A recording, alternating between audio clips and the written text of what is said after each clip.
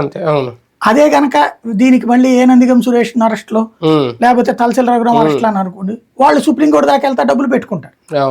అప్పుడు కోర్టు నవ్వుతుంది, అడుగుతుంది ఏంది ఇది అని.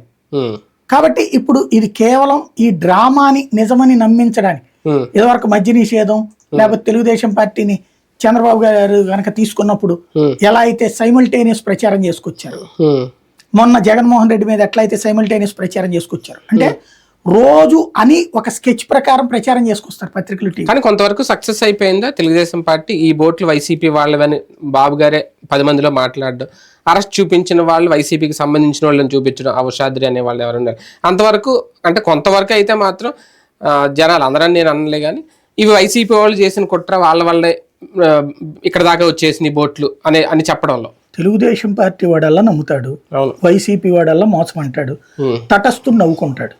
నాకు తెలిసి ఏ తటస్థుడు కూడా బోటుతో, అంటే చదువుకున్న బుద్ధున్నోడు ఎవడో కూడా బోటుతో బ్యారేజీ కొట్టుకుపోద్ది. ఇంకోటి వైసీపీ చేసేటప్పుడు ఆడ పార్టీ రంగులు వేసుకుని వచ్చి గుద్దుద్దని బుద్ధి బుర్రాన్న ఏదవన్న అంటాడా? ఎవడన్నా చేసినప్పుడు దానికి ఏ పసుపు రంగు వేసి తీసుకొచ్చారు, అది మాకు సంబంధం లేదనన్నా చెప్పాలి కదా. ఇంకోటి వైసీపీ రంగులు ఎందుకు వేశారంటే, ఇంతకుముందు వైసీపీ జగన్మోహన్ రెడ్డి ప్రమాణ స్వీకారం టైంలో ఆ రంగులు వేశారట, దానికి తీసుకెళ్లారట. ఇప్పుడు మళ్ళీ మొన్న జెండాలేమో మరి జనసేన తెలుగుదేశం ఇవన్నీ పెట్టుకున్నారు.